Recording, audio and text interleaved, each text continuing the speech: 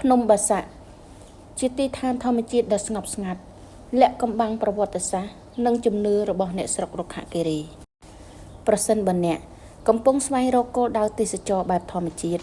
ដែលនៅរក្សាបាននូវភាពដើមស្ងប់ស្ងាត់និងមានរឿងរ៉ាវប្រវត្តិសាស្ត្រគួរឲ្យចាប់អារម្មណ៍ភ្នំបាសាក់គឺជាកន្លែងមួយដែលអ្នកមិនគួររំលងស្ថិតនៅក្នុងភូមិបាសាក់ឃុំបាសាក់ស្រុករុក្ខគិរីខេត្តបាត់ដំបងភ្នំនេះនៅតែរក្សាបាននូវសម្រស់ធម្មជាតិដ៏ស្រស់បំព្រងនិងភាពសាមញ្ញ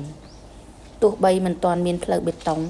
ឬជណ្ដើរថ្មសម្រាប់ឡើងកំពូលភ្នំក៏ដោយប៉ុន្តែមានផ្លូវលំធម្មជាតិដែលមានសណ្ឋានជាជម្រាលអាចឲ្យអ្នកដំណើរឡើងបានដោយភាពងាយស្រួលអមសងខាងផ្លូវមានរុក្ខជាតិតូចធំដុះយ៉ាងដេរដាស់ផ្ដល់ម្លប់ត្រជាក់និងអាចឲ្យអ្នកធ្វើជាជំនួយតោងកាន់ក្នុងពេលធ្វើដំណើរឡើងភ្នំធ្វើឲ្យអ្នកមានអារម្មណ៍ថាកំពុងផ្សងព្រេងក្នុងព្រៃធម្មជាតិដ៏ស្រស់ស្អាតនៅពេលឡើងដល់កំពូលភ្នំអ្នកនឹងបានឃើញរូបសំណាកព្រះពុទ្ធតូចធំជាច្រើនដែលត្រូវបានកសាងនិងរៀបចំដាច់ដោយឡែកពីគ្នានៅតាមទីតាំងសមរម្យសម្រាប់ពុទ្ធបរិស័ទនិងភ្ញៀវទេសចរចូលគោរពបូជានិងសមាធិនៅលើកំពូលភ្នំនោះផងដែរមានអណ្ដូងទឹកធម្មជាតិមួយដែលមានទឹកស្អាតថ្លាបង្កើតភាពអស្ចារ្យនិងភាពរស់រវើកដល់ភ្នំមួយនេះអណ្ដូងនេះជាអំណោយរបស់ធម្មជាតិដែលធ្វើឲ្យអ្នកទេសចរមានអារម្មណ៍កាន់តែជិតស្និទ្ធជាមួយបរិស្ថាននិងទាក់ទាញអ្នកដែលចូលចិត្តស្វែងយល់ពីកន្លែងធម្មជាតិដ៏កម្រពីលើកំពូលភ្នំអ្នកអាចគយគន់ទេសភាពដ៏ធំទូលាយនៃវាលស្រែធំល្វឹងល្វើយដែលលាតសន្ធឹកដាច់កន្ទុយភ្នែកនៅរដូវវស្សាវាលស្រែមានពណ៌បៃតងខ្ចីស្រស់ត្រកាលខណៈនៅរដូវច្រូតកាត់ពណ៌មាសនៃស្រូវទុំបង្កើតបានជាទិដ្ឋភាពដ៏គួរឲ្យទាក់ទាញបើក្រឡេកទៅឆ្ងាយបន្តិចអ្នកក៏អាចមើលឃើញទំនប់តន្ត្រីដែលលេចធ្លោចេញ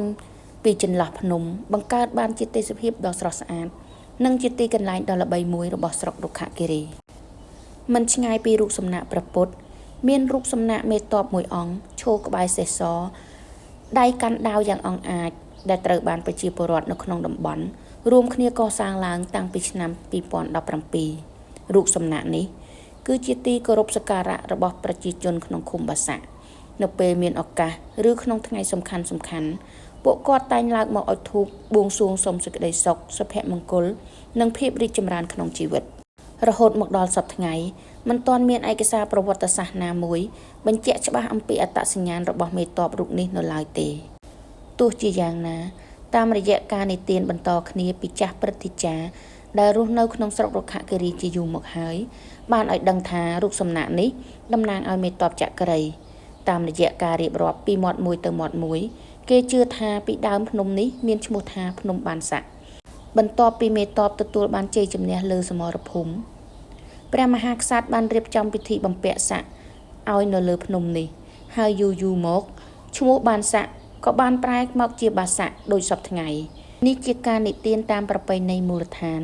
ដែលនៅត្រូវការស្រាវជ្រាវបន្ថែមដើម្បីផ្ទៀងផ្ទាត់តាមប្រវត្តិសាស្ត្រអ្វីដែលកាន់តែធ្វើឲ្យភ្នំបាសាក់មានភាពអាថ៌កំបាំងគឺប្រជាពលរដ្ឋក្នុងតំបន់ធ្លាប់បានរកឃើញវត្ថុបុរាណជាច្រើនដូចជាលំពែងខែលផ្ទះនិងគ្រឿងអលង្ការបុរាណនៅលើភ្នំនេះនិងតំបន់ជុំវិញក្នុងពេលភ្ជួររាស់ដីធ្វើស្រែចម្ការរកឃើញទាំងនេះបានធ្វើឲ្យអ្នកស្រុកជាច្រើនសន្និដ្ឋានថាភ្នំបាសាក់និងតំបន់ក្បែរនោះប្រហែលធ្លាប់ជាទីតាំងជំរំរបស់មេតបធំឬព្រះមហាក្សត្រនាសម័យបុរាណទោះជាយ៉ាងណាការសន្និដ្ឋាននេះនៅតែត្រូវការសិក្សាស្រាវជ្រាវបន្ថែមពីអ្នកជំនាញផ្នែកបុរាណវិទ្យានិងប្រវត្តិសាស្ត្រភ្នំបាសាក់មិនត្រឹមតែជាកន្លែងសម្រាប់អ្នកចូលចិត្តផ្សងព្រេងនិងស្រឡាញ់ធម្មជាតិប៉ុណ្ណោះទេប៉ុន្តែជាទឹកដីដែលរួមបញ្ចូលគ្នារវាងសម្រស់ធម្មជាតិជំនឿវប្បធម៌និងរឿងរ៉ាវប្រវត្តិសាស្ត្រដែលរង់ចាំឲ្យអ្នកស្វែងយល់សូមអញ្ជើញមកកាន់ភ្នំបាសាក់ដើម្បីទទួលបានបទពិសោធន៍ដ៏អស្ចារ្យក្នុងការដើរឡើងភ្នំស្រូបយកខ្យល់អាកាសបរិសុទ្ធគយគន់វាលស្រែល្វឹងល្វើយនិងទំនប់តន្ត្រីពីលើកំពូលភ្នំព្រមទាំងស្វែងយល់ពីរឿងរ៉ាវប្រវត្តិសាស្ត្រនិងជំនឿដ៏មានតម្លៃដែលបានបន្តពីមួយជំនាន់ទៅមួយជំនាន់នៅលើទឹកដីនៃស្រុករុក្ខគិរី